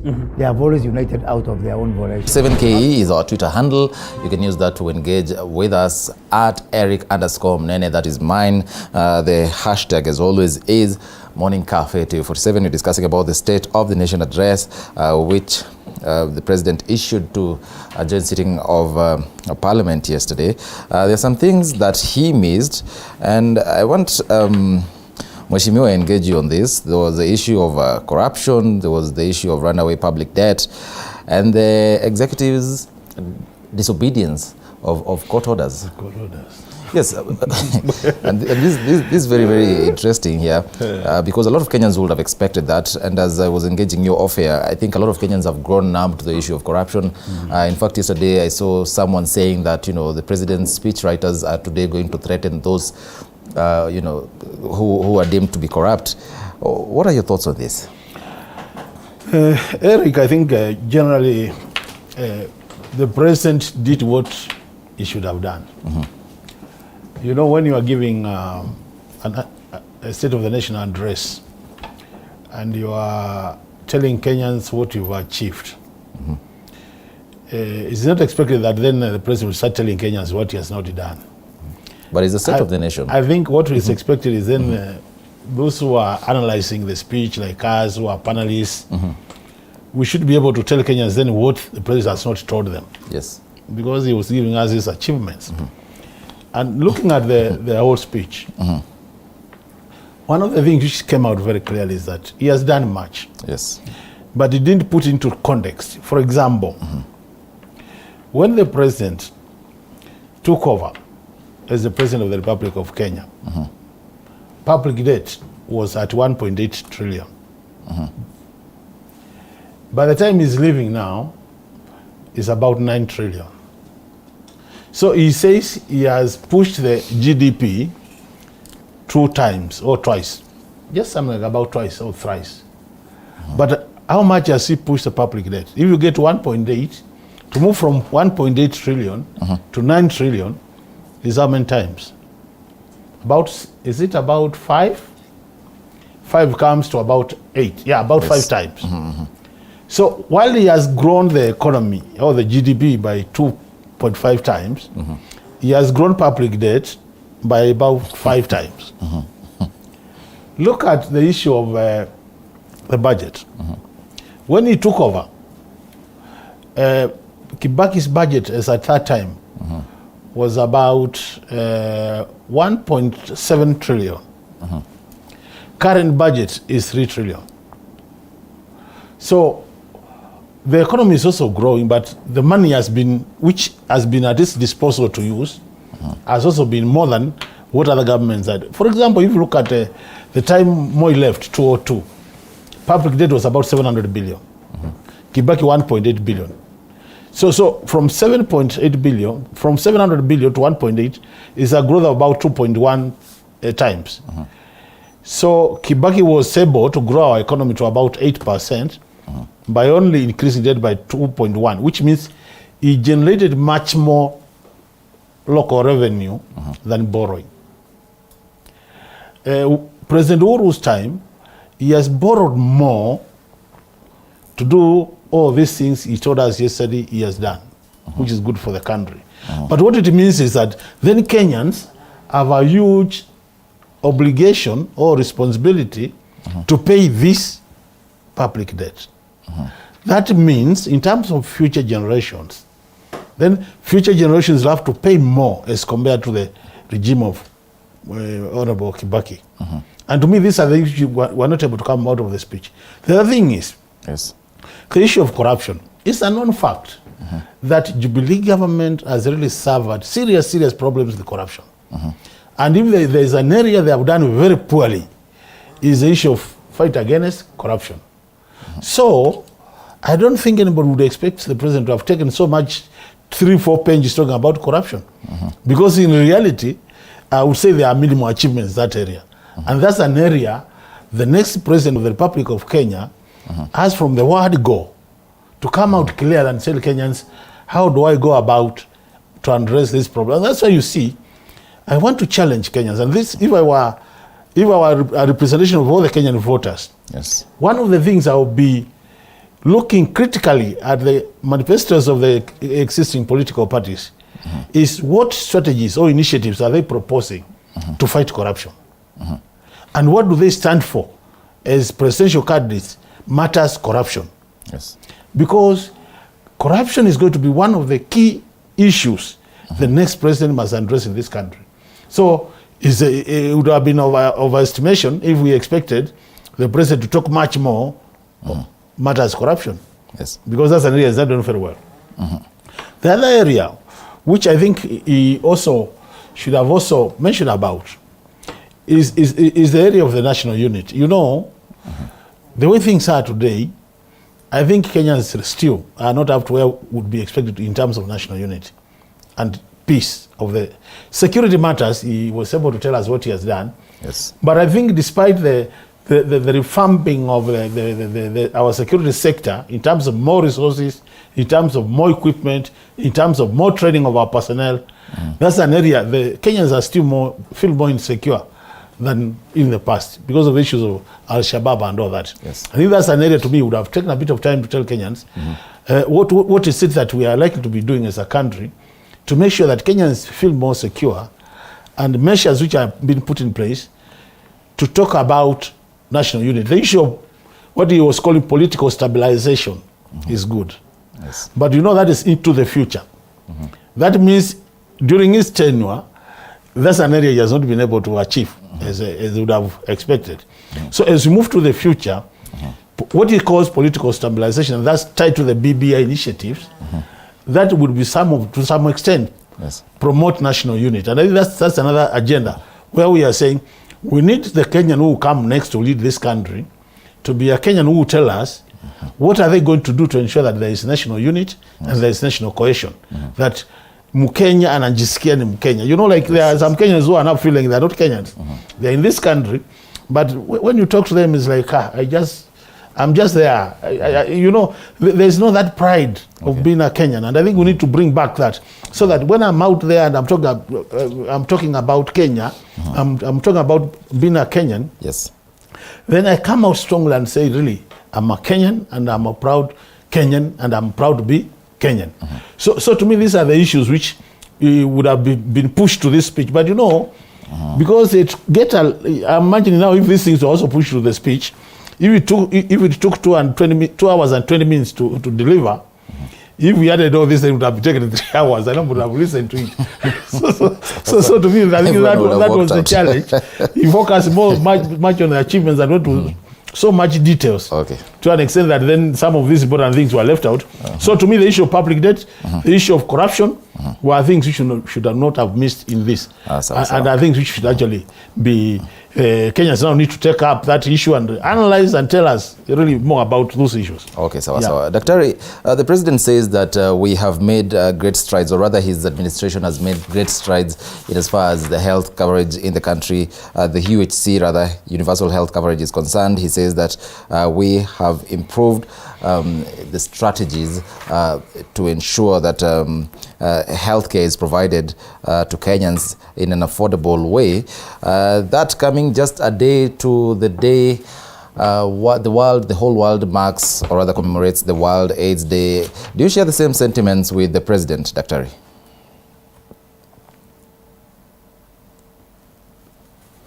Kindly unmute your microphone.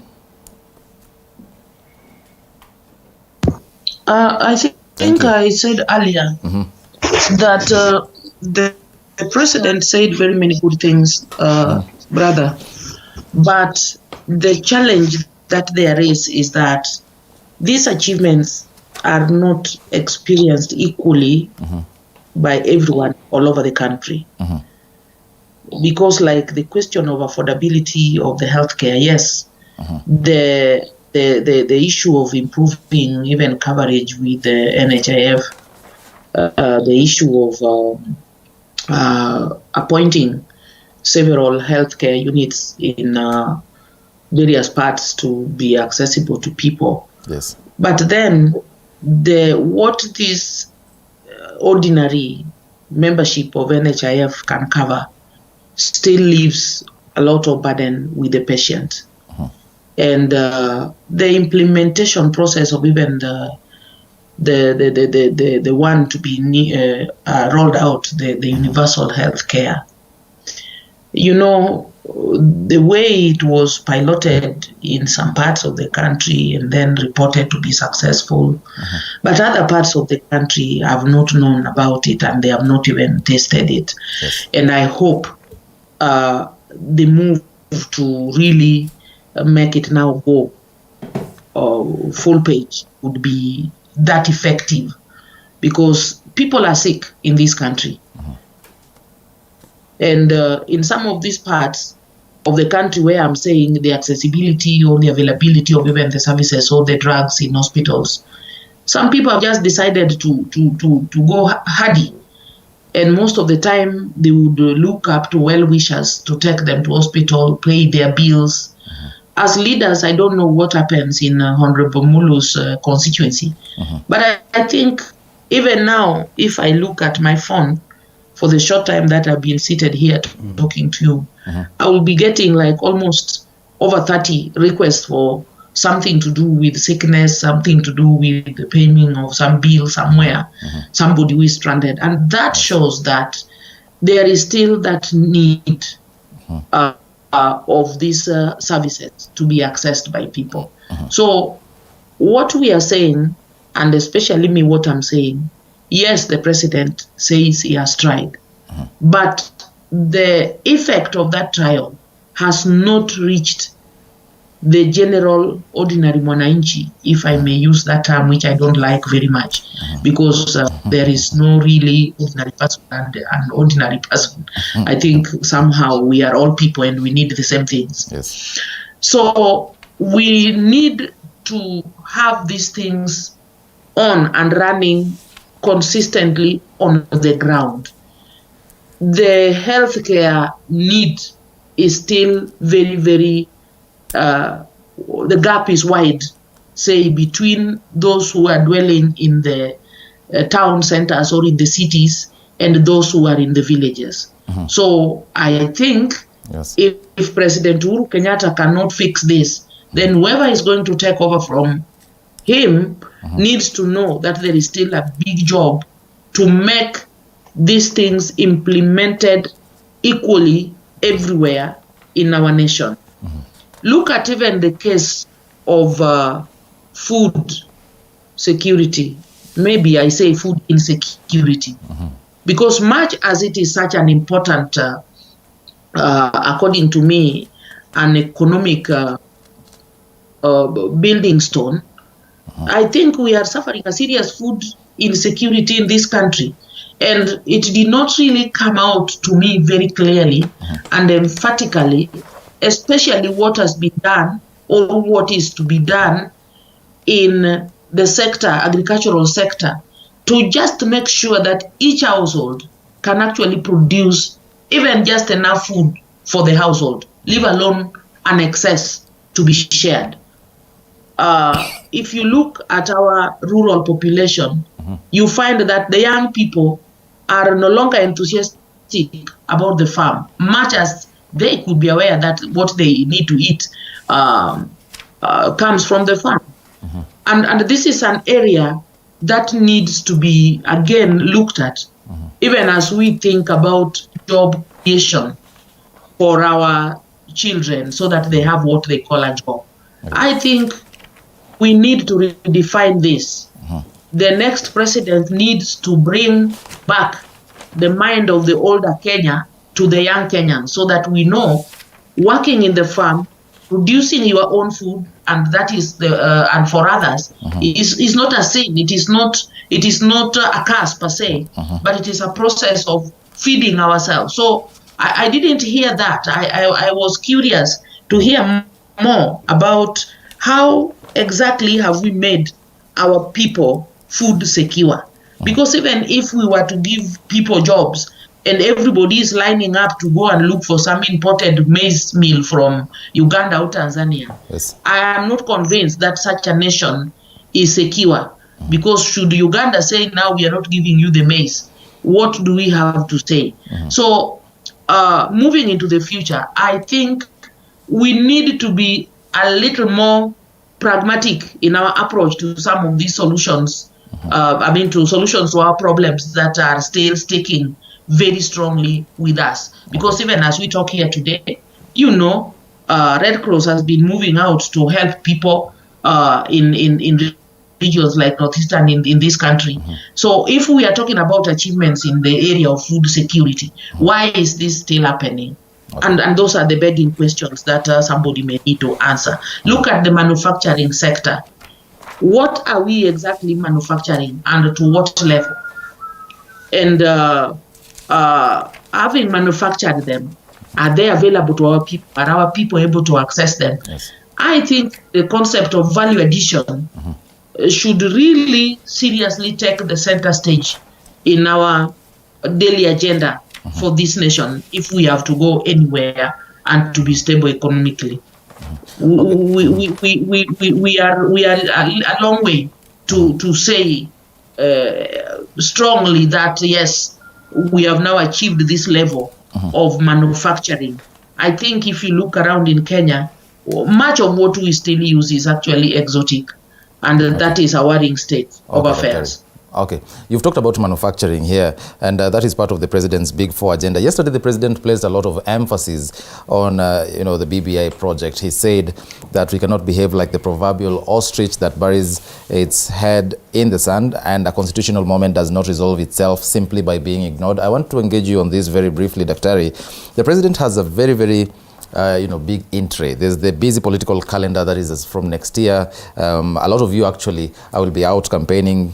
There's the Big Four agenda. What are his options to ensure that this project goes through? I think the options that are there are becoming more limited. But like you put it, I think I agree with him On the issue of that BBI and the issue of the constitutional change, I think I don't appreciate very much what some of the few arguments that we cannot change the constitution. To me, I think that is an argument which is not very encouraging. Why? Because we are living in a dynamic world, and even if we look at some of the very well established countries like even the US and the rest, their constitutions have always been reviewed and they have changed. But in Kenya, when we are talking of our Njiku, who should be able to initiate the process of constitutional change, or Samatien or Anyango or Odhiambo, who never even went to school, initiating a constitutional change, I think we are being very unfair to our country, because you can't expect somebody who cannot even buy kiberiti for themselves to be able to spend so much lobbying and going around the country looking for signatures. I think, to be honest, we missed some opportunity, but all is not lost. The antagonists or the people who are thinking the BBI was not necessary kept claiming that these things could be done even through amendments in Parliament. Well, I am aware that, as you put it, quite a number of the MPs would be busy campaigning, but still there is time to do what can be done. If these things can, whatever they thought, can be passed through Parliament, let it be passed if it's possible.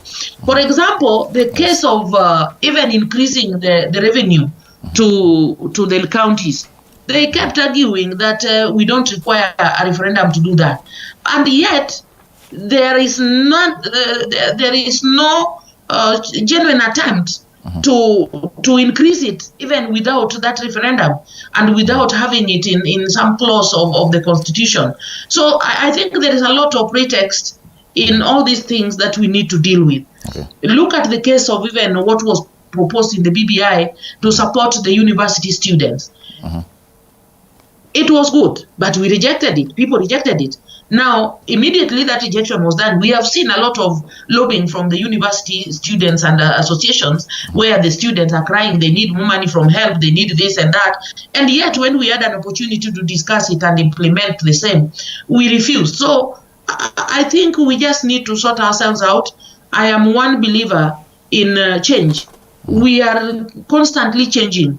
Of course, there are some things that we cannot just change so drastically, but we have to be dynamic. I think that's the word. And we must expect change, because even us as people, I may be living still in my same house, same clothes and everything, but my own body is actually changing. So when we become Kenyans who are so resistant to change and who can never agree on even issues that we know are good for all of us, then it leaves a lot to be desired. I think the whole issue of devolution was that power be devolved to the people, services be devolved to the people, and then resources that can deliver those services also be brought back to the people. Having collected all the revenues through whichever means, like taxation has been one serious means through which Kenyans collect raise their revenue. Much as I am aware, economically it may not be the very best one. That money, once collected, it needs to be sent back to the grassroots. Holding it at the center in treasury, so some people have got a leeway to be using it and others can't access it.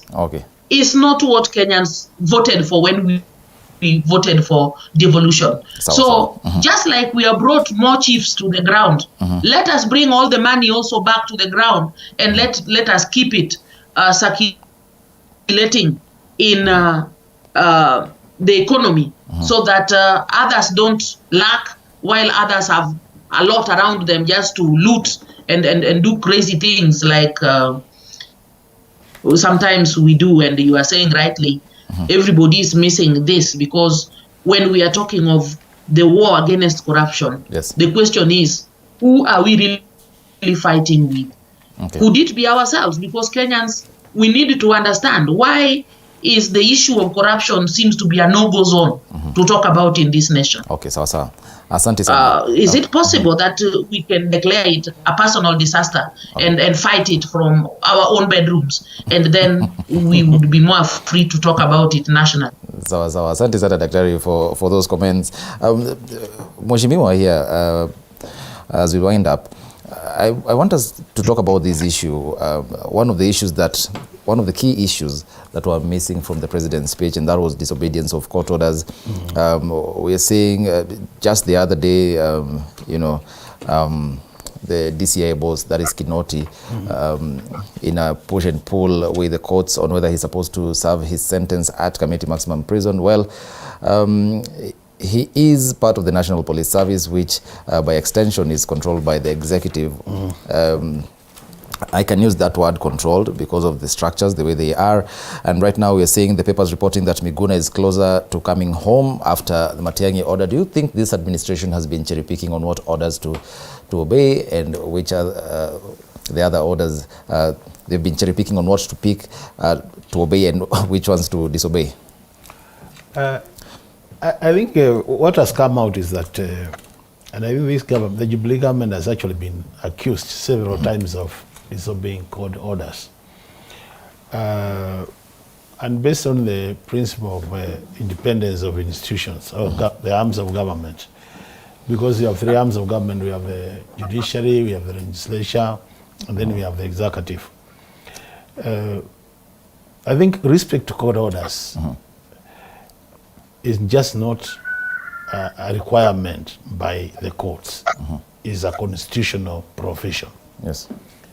And it is important that court orders are obeyed, so as even to promote law and order, which the police are supposed to enforce. Yes.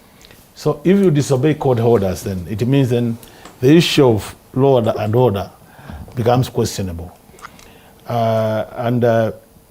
As you put it, there are times when instances where the government has been accused of not obeying them. And one is like the Miguna case. The other one is the case of DCI, where he's been told to, yes, is supposed to be done what. Although there's an argument that he's also appealing that decision by the court. But to me, I think I like it the way you put it, that it's like they are picking on what should be obeyed and what should not be obeyed. But the general rule should be all court orders must be obeyed. And this is very important for the country, because if we really don't obey court orders, then you are telling Kenyans, you can do anything you want. You can do, despite the challenges some of us have mentioned about the judiciary, the basic principle is we must be able to obey court orders so that we adhere to the rule of the principle of being responsive to the issues of the law. Because as we are lawmakers, as legislators, and once we make the law is supposed to be interpreted by judiciary and then enforced by the executive. So in a situation where judiciary says do 1, 2, 3, and it is not enforced, then even us, we can start behaving the same.